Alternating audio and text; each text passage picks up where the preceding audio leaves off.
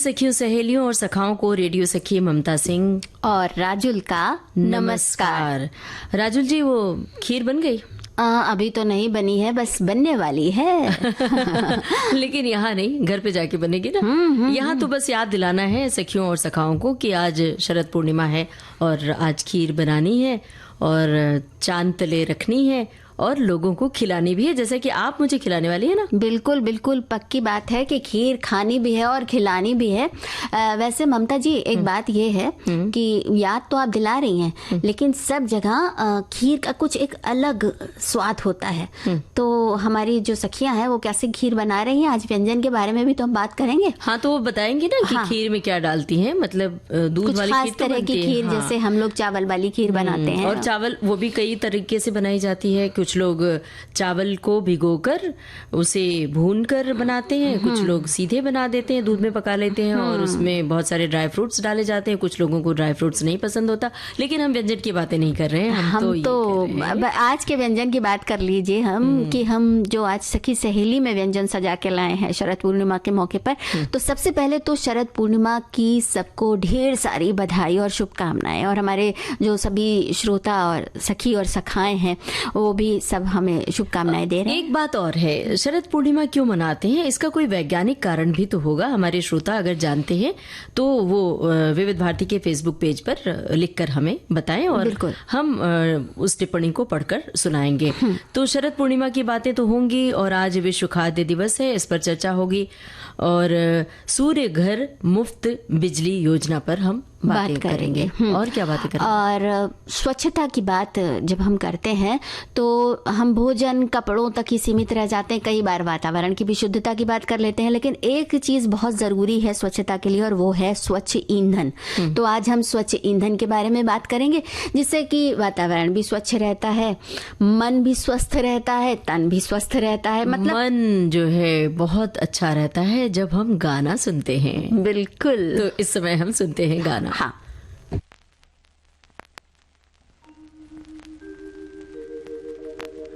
चारु चंद्र की चंचल चितवन, बिन बदरा बरसे सावन। मेघ मल्हार मधुर मन भावन, पवन पिया प्रेमी पावन। अब तुम कहो। चारु चंद्र की चंचल चितवन, बिन बदरा बरसे सावन। मेघ मल्हार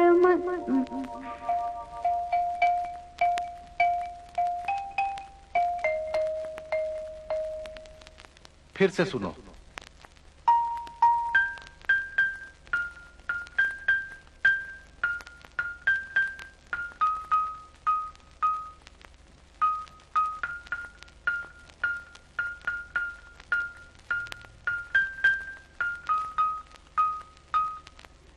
चारु चंद्र की चंचल चितवन, बिन बदरा बरसे सावन। मेघ मल्हार मधुर मन भावन, पवन पिया प्रेमी पावन।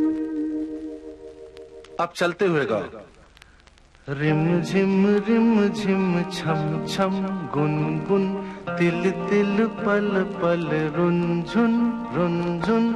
रिम झिम छम छम गुनगुन, तिल तिल चारु चंद्र की चंचल चितवन। बोलो। चारु चंद्र की चंचल चितवन, शाबाश, आगे आगे। बिन बदरा बरसे सावन। शाबाश, चलो आगे आगे आगे बढ़ो। चारु चंद्र की चंचल चितवन, बिन बदरा बरसे सावन। फिर से चलो। चारु चंद्र की चंचल चितवन, बिन बदरा बरसे सावन। शाबाश, आगे आगे आगे। मनपसंद फिल्म का ये गाना था, लता मंगेशकर और साथियों की आवाजें थी, अमित खन्ना के बोल, राजेश रोशन का संगीत था। और चारू चंद्र की जो चंचल किरणें हैं वो आज धरती पर अमृत बरसाएंगी। शरद पूर्णिमा का दिन है, बहुत खास होती है ये पूर्णिमा। हर साल आश्विन माह के शुक्ल पक्ष की चतुर्दशी तिथि के अगले दिन शरद पूर्णिमा मनाई जाती है।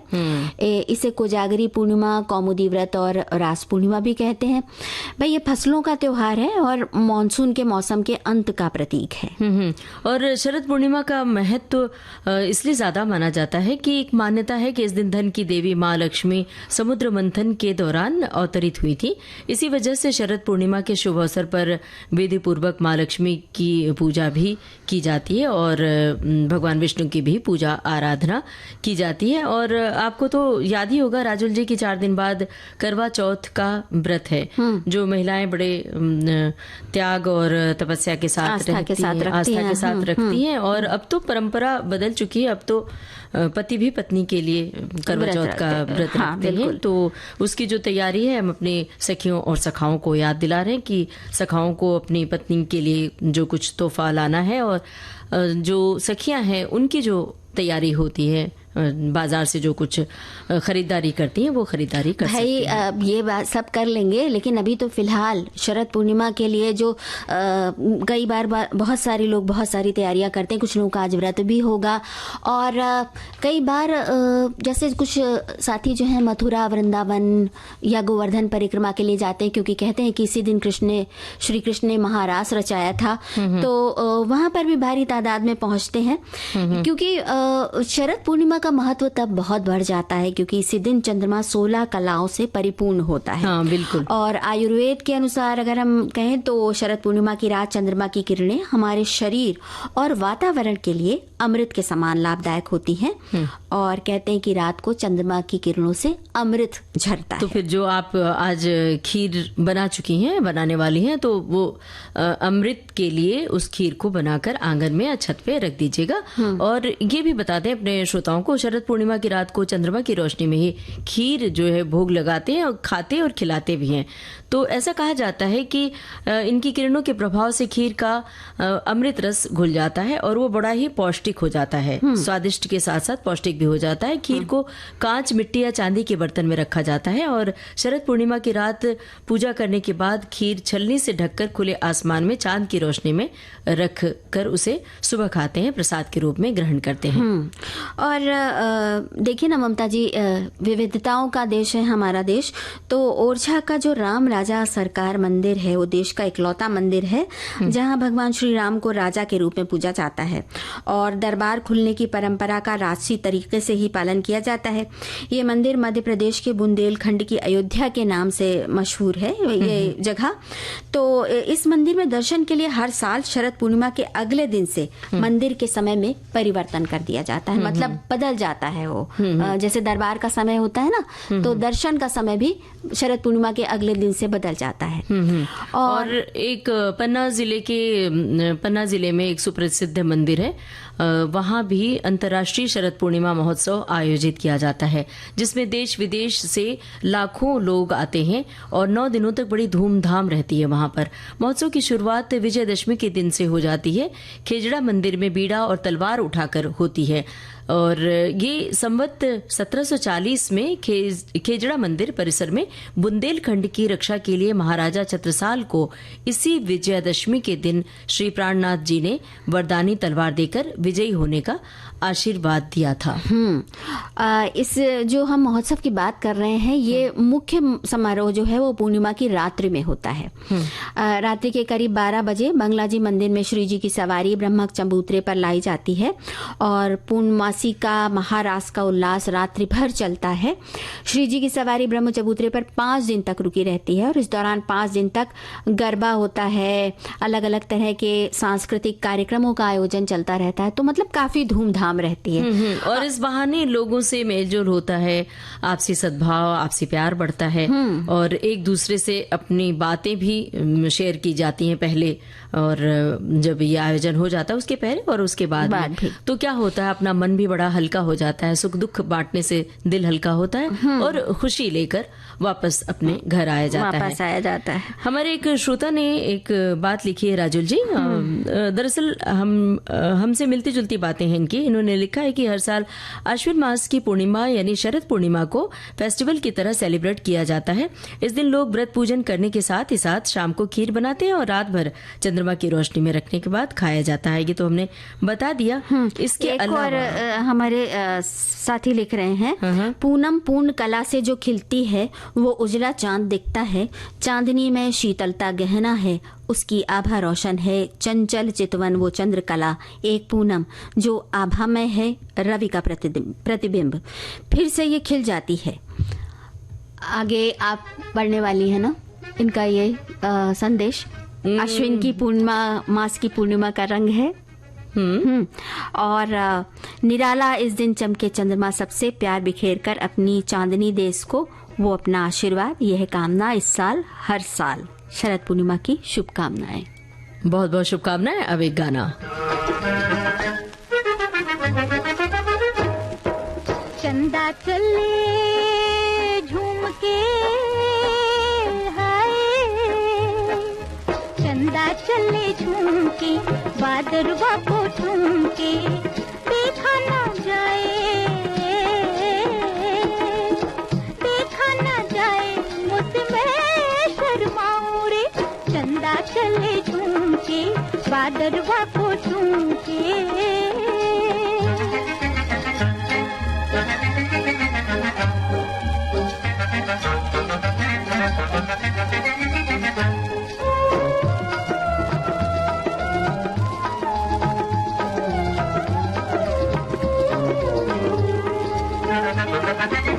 प्यारी प्यारी मौत घटा, दिया मोरा लूट ले, दिया मोरा लूट ले। आती जाती मौत हवा, दुल्फों को छेड़ दे, दुल्फों को छेड़ दे। मैल बेली मस्त कबीली, सपने देखो प्यार के।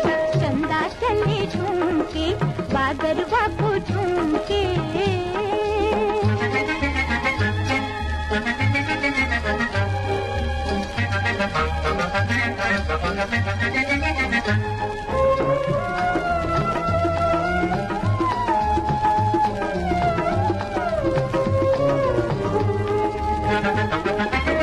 हरे हरे खेत झूमे, छाई है जवानियाँ, छाई है जवानियाँ।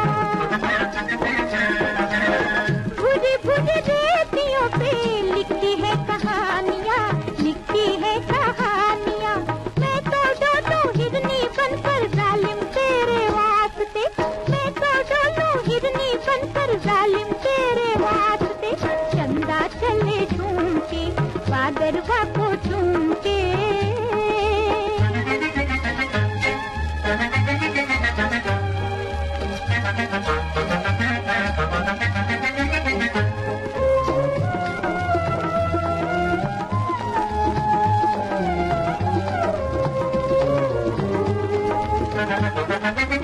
खोई खोई जाऊं मैं तो चंदा के ख्याल में, चंदा के ख्याल में। देखो देखो बाहें उनकी किरणों की जाल में, किरणों की जाल में। मैं घबराऊं होठ दबाऊं अपने दिल को हार के, मैं घबराऊं होठ दबाऊं अपने दिल को हार के। चंदा चले झूम के, बादरवा को झूम के। तो ये गाना सखियां सुन रही थी मिस्टर कार्टून एमए फिल्म से। राजुल जी, ये आप हमें बताइए कि बचपन में, जब आप बचपन में छोटी थी तो सभी समझ नहीं होती थी, तो जब आपको कुछ पौष्टिक खाना दिया जाता था तो क्या करती थी? खाती थी या छोड़ देती थी? भाई थोड़ा सा तो मुंह बनता था कि पालक खानी पड़ रही है, या फिर मूंग की दाल खानी पड़ रही है, या कि फिर मेथी। अरे बड़ा बुरा तुमने नाम दिलाया, वो तो अभी भी याद है। और फिर जब बड़े हुए ना, तो जब बच्चों को, अपने से छोटों को जब खाने के लिए प्रेरित करते थे, तो कई बार सख्ती करते हुए ये याद आ जाता था कि अरे हमने तो क्या क्या गुल खिलाए हैं, मतलब फेंका भी है खाना उठा उठा के। तो लेकिन जब बड़े हो जाते हैं, जब समझ आ जाती है, तो हमें लगता है कि हमने क्यों नहीं माँ की बात मानी है, क्यों हम जिद करते थे। पौष्टिक खाना खाया होता तो ये जो छोटी मोटी तकलीफें होती हैं, विटामिन की डिफिशियंसी, ये नहीं होता। तो आज जो ज्यादातर लोगों के हम मुंह से सुनते हैं कि विटामिन डी की कमी है, कैल्शियम की कमी है, विटामिन B12 वगैरह वगैरह, तो ये जो पौष्टिक आहार है, अगर आप नियमित रूप से पौष्टिक खाना लेते रहें तो शरीर में तरह तरह की जो समस्याएं होती हैं, कमियां होती हैं, इससे आप वंचित रह सकते हैं। बिल्कुल आप सही कह रही हैं ममता जी। देखिए, पौष्टिकता की तो एक बात है ही, जिनको खाना मिल रहा है वो पौष्टिकता से वंचित अपने आप को कर रहे हैं। और एक बहुत बड़ा वर्ग ऐसा भी है दुनिया में जो कि भूख से तड़प रहा है और उसको पेट भर खाना नहीं मिल रहा है। तो भूखमरी भी है एक तरफ, और एक तरफ पौष्टिकता की भूखमरी है, एक तरफ खाने की भूखमरी है। तो इन दोनों का समन्वय हो जीवन में अच्छी तरीके से, और इस बात को लोग अच्छी तरह से समझे, इसी बात को एड्रेस करता है हमारा यह आज का दिन, विश्व खाद्य दिवस। और भारत सरकार की ओर से ये सब मुहिम चलाई जाती है, दिन का याद दिलाया जाता है कि हम इस दिन को खास तौर से जब हम सेलिब्रेट करेंगे तो ये बातें याद रहेंगी। ये वैसे विश्व भर में मनाया जा रहा है, तो संयुक्त राष्ट्र का एक वो है। तो खास तौर से ये हर साल मनाया जाने वाला एक वैश्विक कार्यक्रम हो गया, एक तरह से वैश्विक दिन हो गया है। संयुक्त राष्ट्र खाद्य और कृषि संगठन ने 1979 में अंतर्राष्ट्रीय खाद्य दिवस की स्थापना की थी, और आज हर साल 150 देशों में ये मनाया जाता है। बिल्कुल। 16 अक्टूबर को एक महत्वपूर्ण कारण से चुना गया, इसलिए कि ये वो तारीख है जिस दिन 1945 में संयुक्त राष्ट्र खाद्य और कृषि संगठन की स्थापना हुई थी। 1945 एक बड़ा ही महत्वपूर्ण साल था, क्योंकि विश्व युद्ध के बाद जब फिर से एक बार पूरे विश्व को एकजुट होकर जो विभिन्न मुद्दे थे उनको जब सुलझाने की कोशिश करने के लिए साथ आना पड़ा। घोषित रूप से आजादी मिलने का पहले का समय था। हाँ, घोषित रूप से। तो इस दिन को मनाने का उद्देश्य ये है कि मतलब विश्व खाद्य दिवस मनाने का उद्देश्य ये है कि सभी को सुरक्षित और पौष्टिक भोजन मिल सके। इसके लिए हमारी कोशिश अच्छी तरह से होनी चाहिए। साथ ही सबको सुरक्षित और पौष्टिक भोजन मिलने के जो तात्कालिक प्रमाण होते हैं, प्रभाव होते हैं, लाभ होते हैं, वो भी नजर में आए। तत्काल के प्रभाव भी होते हैं और दीर्घकालिक प्रभाव भी होते हैं। बाद में भी पता लगता है। आप अगर ढंग से खाना खा रहे हैं, अगर आप अच्छी डाइट ले रहे हैं, तो उसका असर आपको आगे भी दिखेगा। बिल्कुल सही बात है। और अभी आप जब राजुल जी ये कह रही थी ना कि ये एक वर्ग है जहाँ पे भुखमरी है, खाना नहीं मिलता है, और बहुत सारे सहायक सहायिका भी हम सबके घर में, आपके घर में आते हैं, तो क्या होता है, बचा हुआ खाना ढेर सारा हम दे देते हैं, ये बिना जाने कि वो उसकी गुणवत्ता कितनी है, क्वालिटी क्या है, खराब तो नहीं हो गया है, ये भी ध्यान रखना चाहिए। क्योंकि वो बेचारे जब ले जाते हैं घर पे खाना खा लेते हैं, तो कई बार ऐसे बैक्टीरिया या जीवाणु होते हैं जिनका असर उनके ऊपर गलत कुप्रभाव भी पड़ता है, तो इससे वो बीमार होते हैं। इनका भी ख्याल रखना चाहिए। विश्व खाद्य दिवस मनाने का उद्देश्य ही यही है कि इन बातों पर हम गौर करें। उतना लेना थाली में व्यर्थ न जाए नाली में, ये बात ध्यान रखनी होगी हम सभी को। और हमें इस वक्त गौर करना है। एक गाना सुनना होगा, सुनते हैं।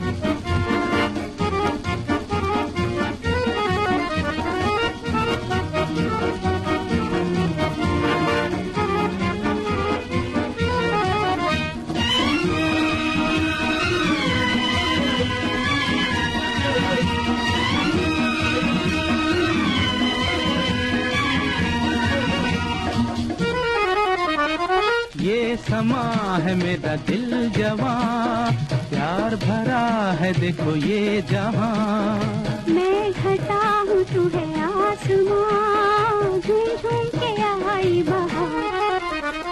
ये समा है मेरा दिल जवां, प्यार भरा है देखो ये जहां। मैं घटा हूँ तू है आसमां, झूम झूम के आई बहार। ये समा है मेरा दिल जवां।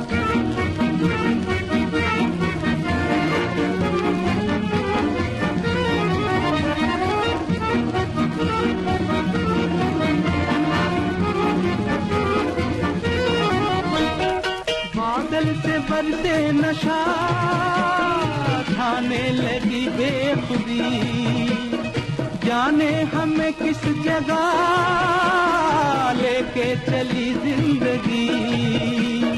चलते चले हम कोई नहीं, हम मौज करें हम मतवाले। चलते चले हम कोई नहीं, हम मौज उड़ाए।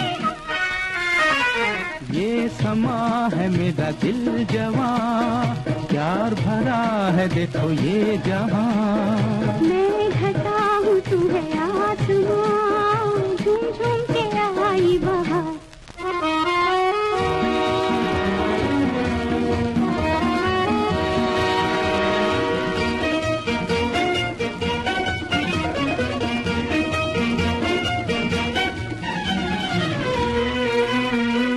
पानी पे किरने नहीं, रूप की ये आग है।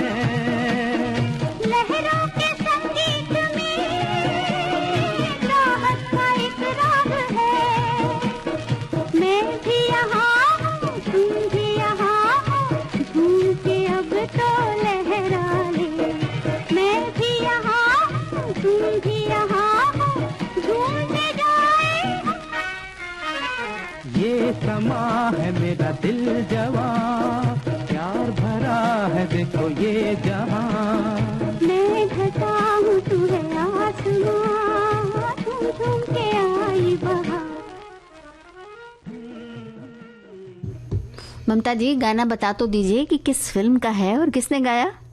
बताना जरूरी है। लता मंगेशकर और मन्ना डे की आवाज तो पहचान ली। अरे भाई, हम बता रहे हैं ना, हसरत जयपुरी के बोल और सम्राट चंद्रगुप्त फिल्म का गाना था।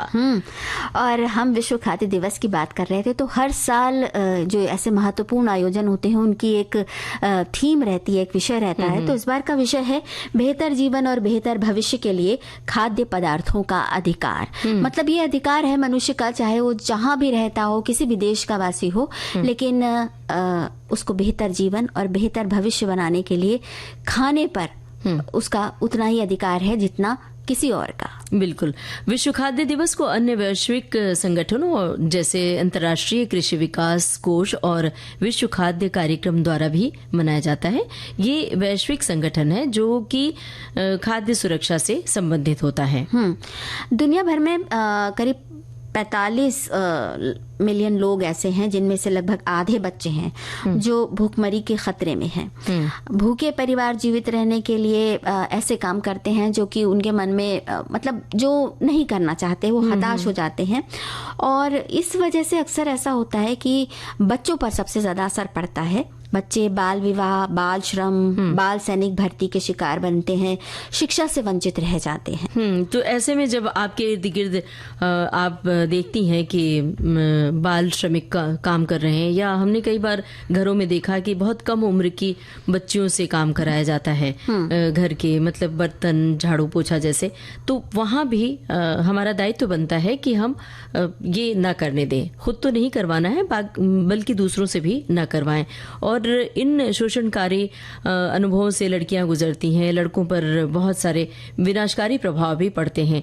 तो विश्व खाद्य दिवस पर हम अपने तई निजी तौर पर भी योगदान दे सकते हैं। स्वस्थ और पौष्टिक भोजन करना ही चाहिए हमें। और आजकल जो जमाना है, नई पीढ़ी है, नए बच्चे, वो जंक फूड के शौकीन होते हैं। उन्हें ये पिज्जा, बर्गर और यही सब चीजें ज्यादा पसंद आती हैं, बल्कि घर का बना हुआ खाना कम पसंद करते हैं। हमने तो ये भी देखा है कि उसी घर मतलब बहुत कम गुणवत्ता वाली चीजें जब सुंदर तरीके से सजा संवार कर एल्यूमिनियम फॉइल में सजा कर दे दिया जाता है तो उन्हें बड़ा अच्छा लगता है। वही घर का खाना बड़ा ही अच्छा बनाया जाता है, पौष्टिक होता है, तो उससे वो मुंह बिचकाते हैं। ममता जी, मम्मियों के लिए एक चुनौती है बस ये कि वो भी ऐसा ही प्रेजेंटेबल खाना जो है बच्चों को दें कि बस वो देखें और देखते उनका खाने का मन जाग जाए। वैसे हमारे जो साथी हैं वो विश्व खाद्य दिवस के मौके पर कह रहे हैं कि रोटी, कपड़ा और मकान जीवन का बेहद अहम हिस्सा है। इन तीनों चीजों का महत्व समझना बेहद जरूरी है। 16 अक्टूबर यानी विश्व खाद्य दिवस न केवल दुनिया को भोजन का महत्व बताने के लिए बल्कि फूड सेफ्टी और भूख से जुड़े मुद्दों के प्रति जागरूकता फैलाने के लिए भी मनाया जाता है। दुनिया में बढ़ रही आबादी भूखमरी की संभावना को बढ़ा रही है और उसके बाद उन्होंने खाद्य दिवस के बारे में और भी बातें कही हैं। और एक श्रोता ने लिखा है कि दरअसल हमारे श्रोता तो बहुत जागरूक हैं। एक श्रोता ने कहा है कि इस दिन को मनाने का मुख्य उद्देश्य है भुखमरी से निपटना और उसे पूरी दुनिया से समाप्त करना है, ताकि कोई भी व्यक्ति भूखा और कुपोषित न रहे। विश्व खाद्य दिवस के अवसर पर लोगों को खाद्य सुरक्षा और पौष्टिक आहार की जरूरत के बारे में जागरूक किया जाना बहुत जरूरी है। और भारत सरकार भी भोजन तक पहुंच में सुधार के लिए और विशेष रूप से कमजोर वर्ग के लिए बहुत सारी योजनाएं चला रही है, जिसमें कि गरीब कल्याण अन्न योजना भी शामिल है। ममता जी, अब आप कहेंगी कि हम विषयांतर कर रहे हैं, लेकिन भाई ऐसा है कि आज ऐसा स्वस्थ और पौष्टिक खाना खाने के तमाम मौके हैं, तो फटाफट खीर बनाइए और उसको रखिए, क्योंकि कहते हैं कि आज की ये जो खीर है वो काफी सेहत के लिए बहुत अच्छी होती है। और एक बात और है, कई जगह पर जो देसी घी होता है, देसी घी में शहद को मिलाकर भी रख दिया जाता है चंद्रमा की रोशनी में, और उसको चाटा जाता है। अच्छा, तो ये बहुत सारे तरीके अलग अलग परंपराएं हैं। अलग अलग प्रांतों में अलग अलग तरीके होते हैं। हाँ, तो और एक साथी ने भी ये भी तो बताया है कि यहाँ पर कई जगह ऐसी हैं जहाँ पर जैसे कि हरिद्वार से लेकर बनारस तक भारी संख्या में श्रद्धालु पवित्र नदियों में डुबकी लगाते हैं, तो स्नान भी करते हैं लोग। तो भाई खाना और स्वच्छता और स्वास्थ्य, ये सब आपस में जुड़े हुए हैं। और इसी के साथ क्या जुड़ा हुआ है? अंतराल। तो एक अंतराल के बाद फिर आते हैं और बहुत सारी बातें गानों के साथ।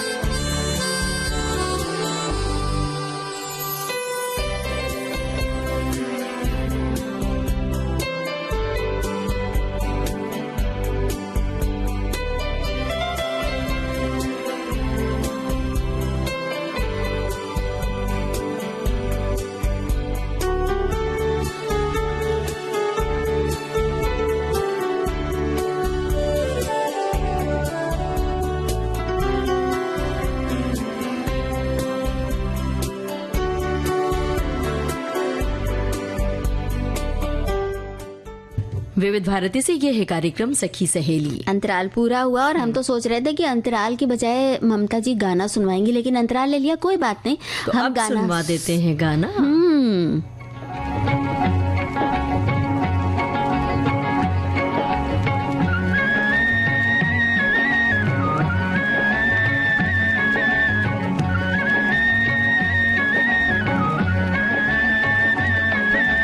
चंदा मामा दूर के हुए पकाए भूर के, चंदा मामा दूर के हुए पकाए भूर के, आप खाए थाली में मुन्ने को दे प्याली में, आप खाए थाली में मुन्ने को दे प्याली में, चंदा मामा दूर के हुए पकाए भूर के।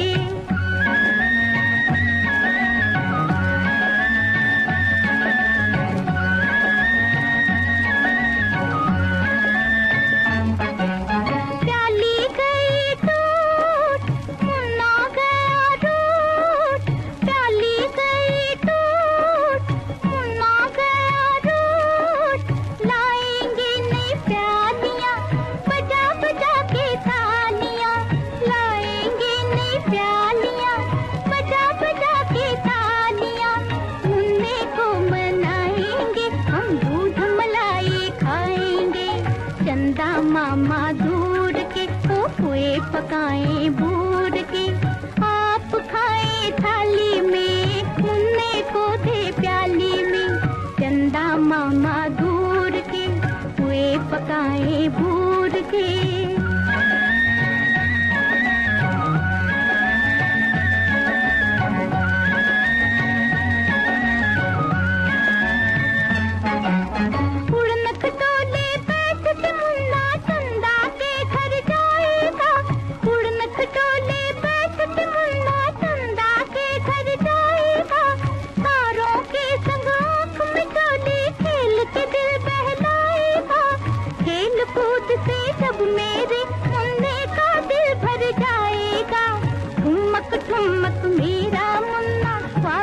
घर को आएगा।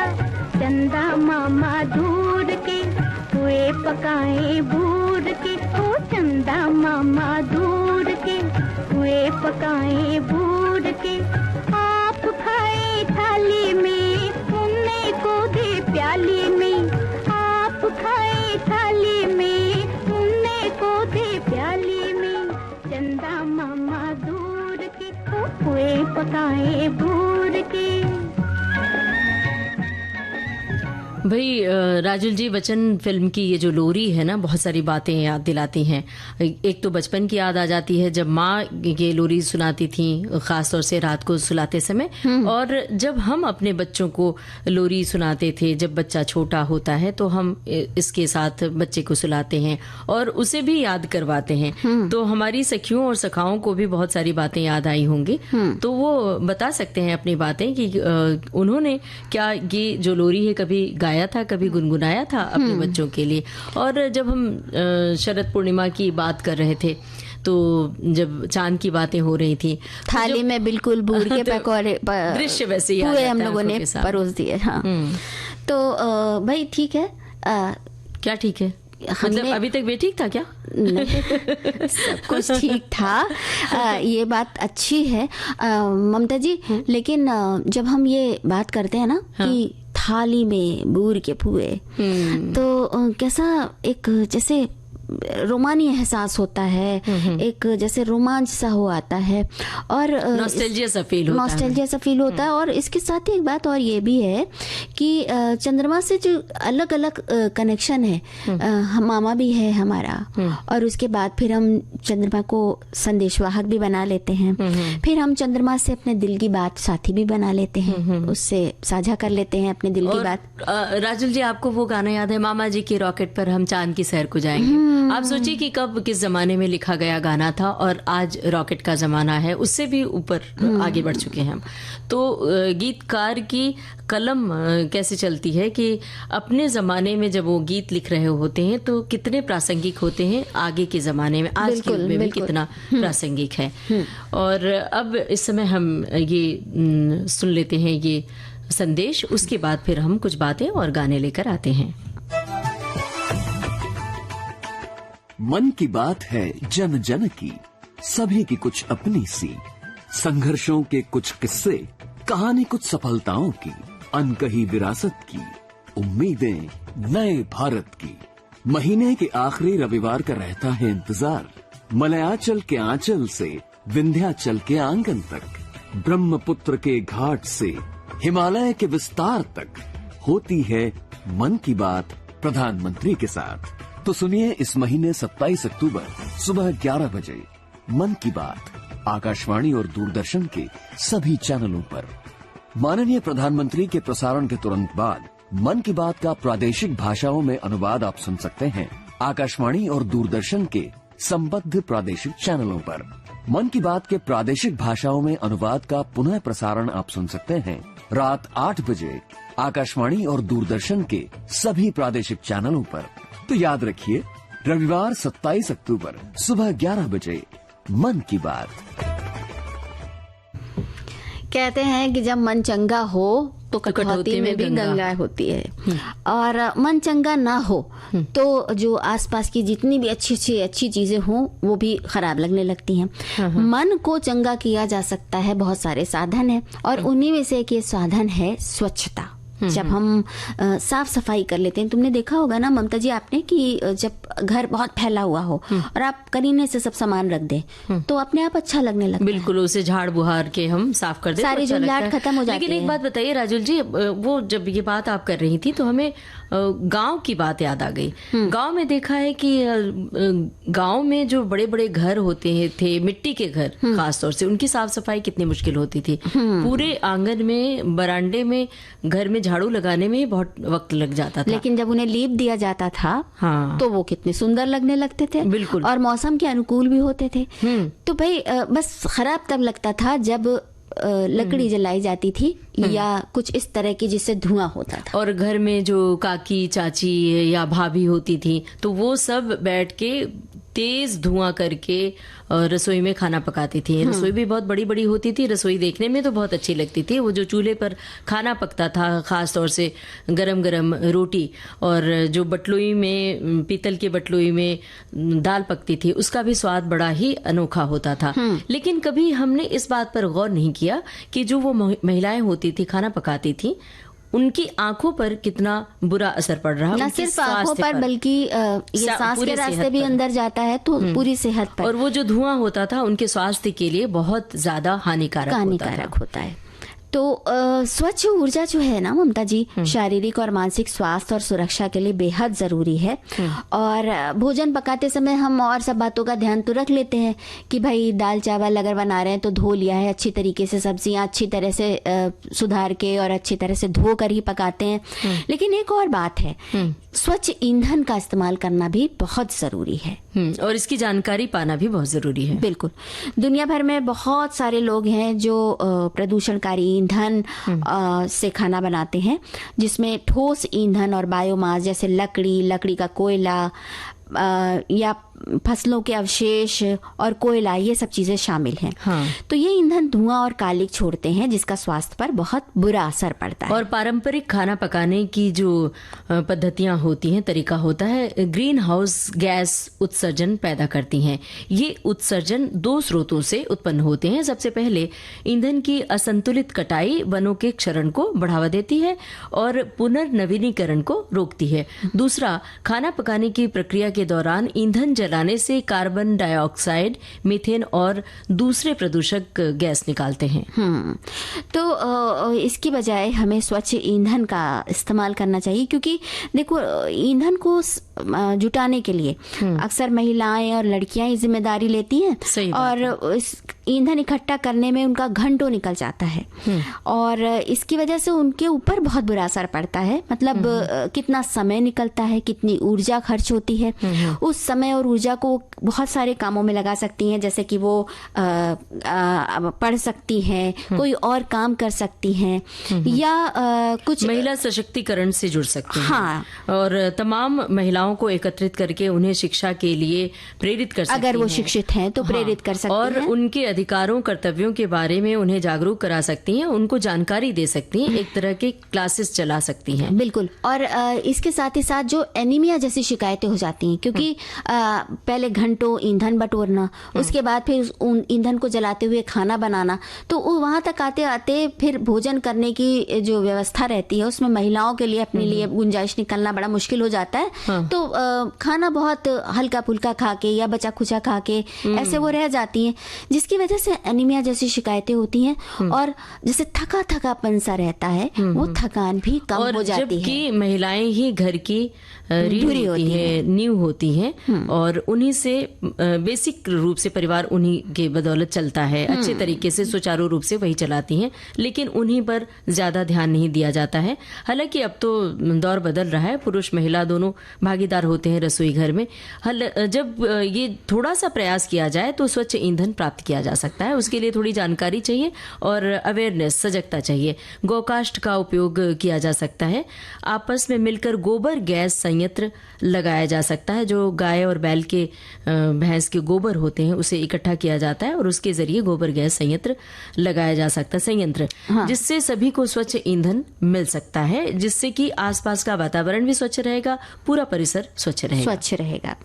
तो ऐसे गोबर जगह जगह इकट्ठा होकर तमाम तरह की असुविधाएं, तमाम तरह की बीमारियां भी पैदा कर सकता है। उसका इस्तेमाल भी हो जाएगा, एक पंथ दो काज हो जाएंगे कि आपको स्वच्छता के लिए भी बढ़ावा मिलेगा, वातावरण स्वच्छ रहेगा, आसपास स्वच्छ रहेगा, और साथ ही साथ स्वच्छ ईंधन भी मिलेगा जो बायोगैस बनेगी। और अब हम राजुल जी तकनीक की दृष्टि से काफी आगे बढ़ चुके हैं। तो एक योजना भी है, भारत सरकार की ओर से एक योजना चलाई जाती है, उज्ज्वला योजना, इससे भी लाभ लिया जा सकता है। इस योजना के तहत पहला रिफिल और चूल्हा मुफ्त दिया जाता है और ईंधन की मासिक लागत को कम करने के लिए प्रत्येक वर्ष 12 सिलेंडर तक 200 रुपए प्रति सिलेंडर की लक्षित सब्सिडी भी दी जाती है। इसकी भी शुरुआत हो चुकी है। और इसके अलावा सौर ऊर्जा का इस्तेमाल भी कर सकते हैं। सौर ऊर्जा के लिए भी हम आगे बात करने वाले हैं सूर्य घर के जरिए। तो हम उसका उपयोग जो है खाना बनाने में भी कर सकते हैं और सौर कुकर में भी बड़ा अच्छा खाना बनता है, बड़ा पौष्टिक और स्वादिष्ट खाना बनता है, तो हम उसका इस्तेमाल भी कर सकते हैं। बिल्कुल, आजकल तो सौर ऊर्जा के माध्यम से यहाँ तक कि लोग जहाँ पर गीजर गर्म पानी करने के लिए इस्तेमाल करते हैं वहाँ भी इस्तेमाल किया जाता है और बिजली के लिए तो किया ही जा सकता है। फिलहाल गाना सुना जा सकता है और सुनवाया जा सकता है।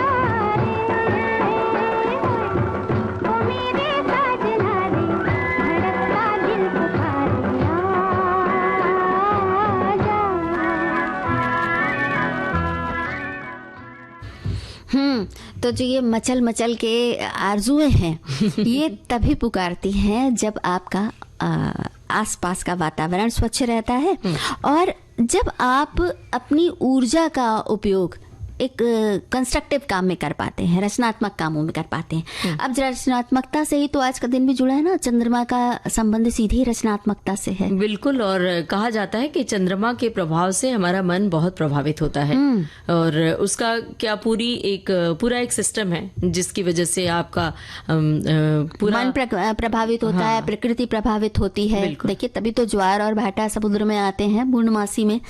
तो भाई ये बात हो रही है। तो हमारे एक साथी कह रहे हैं शरद पूर्णिमा की बधाई देते हुए कि चांदनी रात में उजाला होता है, वैसे दिन में सूरज की रोशनी से भी उजाला छाया रहता है और ये थोड़ी सूर्य शक्ति का उपयोग हो रहा है बिजली उत्पादन करने के लिए। हमने भी 3 साल पहले घर की छत पर सोलर सिस्टम लगाया हुआ है। इस सौर ऊर्जा से उत्पन्न बिजली के कारण हमारे घर का बिजली बिल 0 हो गया है। इसके उपरांत साल भर में करीब 7,000 रुपए हर साल हमारे बैंक अकाउंट में जमा हो रहा है।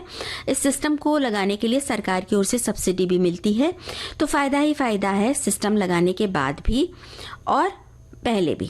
एक श्रोता ने भी इस तरह की बात लिखी है कि ये जो योजना है भारत सरकार की ओर से सूर्य घर मुफ्त बिजली योजना, पीएम सूर्य घर मुफ्त बिजली योजना, तो इसके तहत 2 किलोवाट क्षमता तक की सोलर इकाइयों के लिए लागत का 60% और 2 से 3 किलोवाट क्षमता के बीच की सोलर इकाइयों के लिए लागत का 40% सब्सिडी दी जाएगी।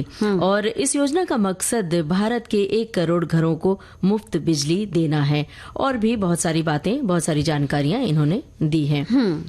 तो भाई ये तो इन्होंने बता ही दिया, और उद्देश्य यही है कि हरित भविष्य को बढ़ावा मिले और भारत देश ऊर्जा आत्मनिर्भरता की ओर आगे बढ़े। तो जैसे कि सभी देश आगे बढ़ रहे हैं, तो हमारा देश भला कैसे पीछे रहे। बिल्कुल।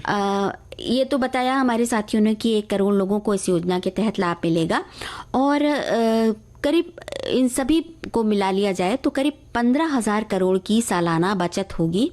और ये जो सरप्लस पावर है वो अपने क्षेत्र की बिजली वितरण कंपनियों को बेचकर आय अर्जित कर सकेंगे। और ये कहा जाता है कि इस योजना के तहत लाभार्थियों को भारी रियायती बैंक ऋण तक मिल सकता है और उनके बैंक खाते में सब्सिडी मिलेगी, जिससे ये सुनिश्चित किया जाएगा कि व्यक्तियों पर लागत का कोई बोझ नहीं है। एक बात और यह है कि 300 प्रति माह यूनिट बिजली मुफ्त हो जाएगी, और सोलर पैनल खरीदने के लिए जो लोन उपलब्ध कराया जाएगा उसके लिए भी सहायता और मार्गदर्शन मिलेगा। सब्सिडी के साथ ही साथ जो लोन अगर लेते हैं तो उसके लिए भी सहायता और मार्गदर्शन मिलेगा। और 2 किलोवाट क्षमता तक की प्रणालियों के लिए सौर इकाई का लागत का 60% ये हमारे साथियों ने बताया है। और 2 से 3 किलोवाट क्षमता के बीच की प्रणालियों के लिए अतिरिक्त प्रणाली लागत का 40% सब्सिडी प्रदान की जाती है। और इसी तरह की बात हमारे श्रोता ने भी। और अधिकतम सीमा हम यहाँ पर आ रहे हैं, अधिकतम सीमा जो है वो 3 किलोवाट क्षमता तक सीमित रखी गई है। और बहुत सारी जगहों में राजुल जी हीटर पर खाना भी बनाया जाता है और वहाँ भी बिजली की खपत बहुत ज्यादा होती है, तो इस योजना के तहत बिजली की बचत वहाँ भी की जा सकती है ना। और जमीनी स्तर पर इस योजना की लोकप्रियता बढ़ाने के लिए पंचायतों और शहरी स्थानीय निकायों को अपने अधिकार क्षेत्र में छत पर सौर प्रणाली की स्थापना के लिए प्रोत्साहित किया जाएगा। और देखिए ना, हमने जो आज बात की थी पौष्टिक खाने के बारे में, स्वच्छ ईंधन की बात तो की ही, पौष्टिक खाने की भी बात हमने उठाई थी। हमारे एक श्रोता लिख रहे हैं कि खाना किसी भी इंसान या फिर किसी भी जीव को सेहतमंद बनाए रखने के लिए बहुत ही जरूरी है। यही वजह है कि बड़े बूढ़े अक्सर कहते हैं कि खाने को किसी भी कीमत पर बर्बाद नहीं करना चाहिए। खाने की वजह से शरीर को ऊर्जा मिलती है, मसल्स रिपेयर होते हैं और घाव भरते हैं। अपनी फिजिकल हेल्थ और मेंटल हेल्थ को मजबूत बनाए रखने के लिए हेल्दी खाना बहुत जरूरी है। इस समय क्या जरूरी है? गाना सुन लीजिए, फिर हम वापस आते हैं, सूर्य घर मुफ्त बिजली योजना पर बात करते हैं।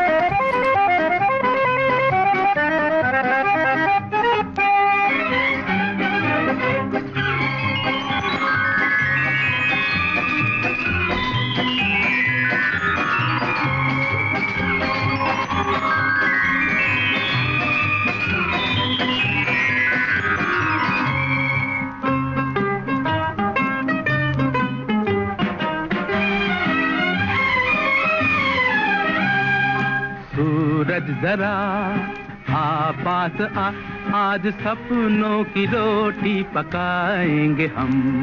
है आसमां तू बड़ा मेहरबां, आज तुझको भी दावत खिलाएंगे हम। सूरज जरा आ पास आ, आज सपनों की रोटी पकाएंगे हम। है आसमां तू बड़ा मेहरबां, आज तुझको भी दावत खिलाएंगे हम। सूरज जरा आ पास आ।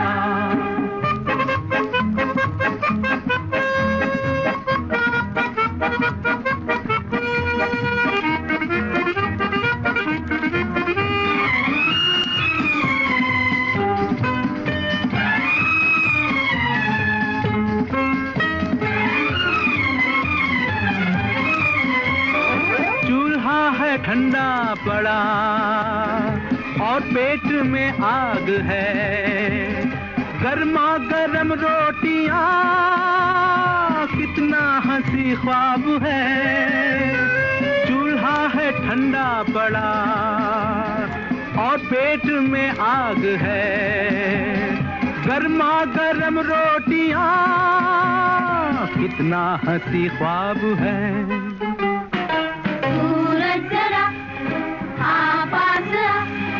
सपनों की रोटी पकाएंगे हम। है आसमां तू बड़ा मेहरबां, आज तुझको भी दावत खिलाएंगे हम। सूरज जरा आ पास आ। तो हम बात कर रहे थे सूर्य घर के बारे में। बिल्कुल। तो सूर्य घर के लिए जो ग्राहकों और शहरी स्थानीय निकायों और वित्तीय संस्थानों सहित प्रत्येक जो उसके लाभार्थी होंगे वो एक राष्ट्रीय ऑनलाइन पोर्टल के साथ एकीकृत किया जाएगा जो आवेदन और निष्पादन प्रक्रिया को स्ट्रीम करेंगे। और योजना से लाभ तो बहुत सारे हैं ममता जी। देखिए ना, हर घर रोशन होगा, बिजली बिलों में बचत होगी और पर्यावरण भी स्वच्छ रहेगा, कार्बन उत्सर्जन में बहुत ज्यादा कटौती होने की उम्मीद है। साथ ही ये योजना रोजगार के नए अवसर भी पैदा करने में मदद करेगी। लेकिन एक चीज बताना बहुत जरूरी है कि ये जो योजना है सूर्य घर मुफ्त बिजली योजना, इसके लिए आवेदक जो आवेदन करेंगे उनकी जो पात्रता है भारतीय नागरिक होना जरूरी है और आपके पास एक ऐसा घर होना चाहिए जिसकी छत सौर पैनल लगाने के लिए उपयुक्त हो और घर में वैध बिजली कनेक्शन होना भी जरूरी है। परिवार को सौर पैनलों के लिए किसी अन्य सब्सिडी का लाभ नहीं उठाना चाहिए। हाँ, तो इसके लिए जो भी लगवाना चाहते हैं वो राष्ट्रीय पोर्टल पर पंजीकरण कर सकते हैं और राज्य और बिजली वितरण कंपनी का चयन करके किया जाता है। और राष्ट्रीय पोर्टल परिवारों को उचित सिस्टम आकार, लाभ, कैलकुलेटर, विक्रेता रेटिंग जैसी प्रासंगिक जानकारी भी देगा जिससे उनको मदद मिले। और हाँ, और कुछ कह रही थी आप? और विक्रेता और रूफटॉप सोलर यूनिट का ब्रांड भी चुन सकते हैं जिसे वो स्थापित करना चाहते हैं। और अब प्रोग्राम के आखिर में जो व्यंजन की बात हम करते हैं तो हमारी एक सखी हैं, इन्होंने कुछ बनाने की विधि लिख भेजी है। देखते हैं क्या लिखा है इन्होंने। बेक्ड मसाला बाटी बनाने की विधि बताई है, तो पढ़कर सुनाते हैं। 1 कप गेहूं का आटा लीजिए, आधा कप सूजी लीजिए, 1 कलछी पिघला घी, थोड़ा सा नमक स्वाद के अनुसार और 1 चुटकी अजवाइन डालकर सब मिलाकर इसे गूंथ लीजिए। पैन में तेल गरम करके जीरा हींग मिला लें। इसमें 1 कटोरी हरी मटर, हींग, थोड़ी सी अदरक, हरी मिर्च का पेस्ट डालकर मटर को भून लें। स्वाद के अनुसार नमक डालें। इस स्टफिंग को बाटी में भर दें। कढ़ाई में पानी उबालें, उसमें स्टफिंग की हुई बाटी को उबालें। तेज आंच पर करीब 15 मिनट तक बाटी को ठंडा होने दें, फिर प्री हीटेड ओवन में सुनहरा होने तक पकाएं। अगर ओवन नहीं है तो गैस पर ओवन चढ़ाकर 20 मिनट तक पकाएं। गरम गरम बाटी में घी डालकर चटनी या दाल के साथ परोसें। बेक्ड मसाला बाटी तैयार है। हाँ, और इसके साथ वो भी भरता भी बना लें, आलू का भरता। तो उसके लिए आप अगर अवन का इस्तेमाल कर रहे हैं तो उसी पर आलू भून लें और उसके बाद उसको उसमें थोड़ा सा जो राई का तेल होता है सरसों का वो डालना ना भूलें, वो भी डाल लें। नमक डालें, मिर्च डालें, तमाम चीजें डाल सकते हैं। वैसे ममता जी, ये अगर अवन नहीं हो पास में तो ये जो बेक्ड मसाला बाटी है ये आप कुकर में भी बना सकते हैं। कुकर में चारों तरफ घी लगा के और थोड़ा सा जब बाटी आप उसमें रख दे सारी तो उस पर थोड़ा सा पानी का छिड़काव कर दे और सीटी लगा के बंद कर दे। आराम से फिर सीटी निकाल ले।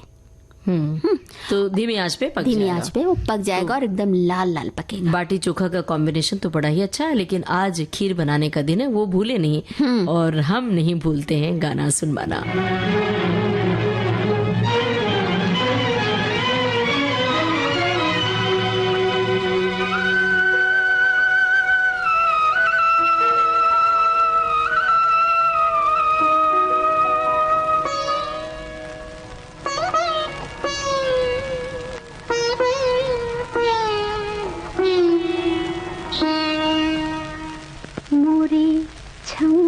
बाजे पायलिया मोरी, छम छम बाजे पायलिया।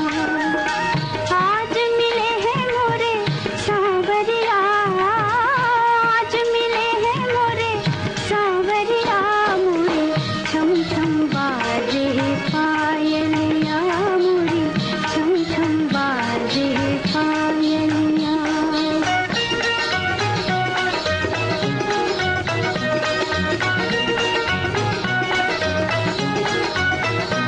बड़ी मुद्दत में दिल के सहारे मिले, आज डूबे हुओं को किनारे मिले।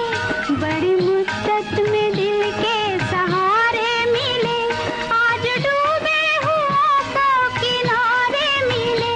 कभी मुस्काए मन, कभी शर्माए मन, कभी नैन की छलके गागरिया मोरी, छम छम बाजे पायलिया मोरी, छम छम बाजे पायलिया।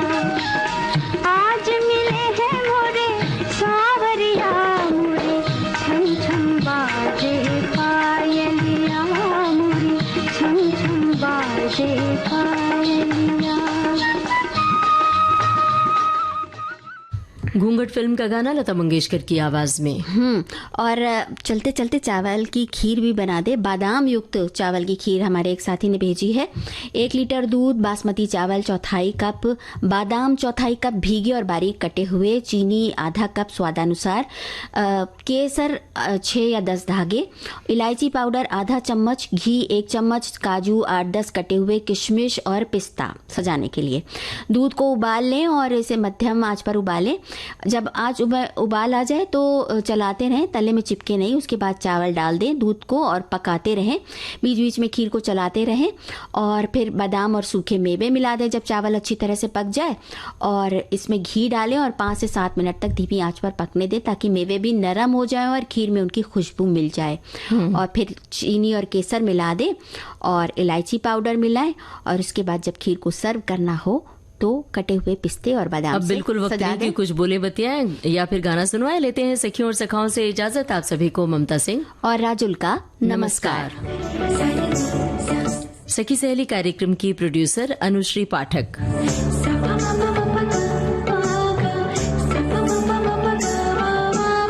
सखी सहेली।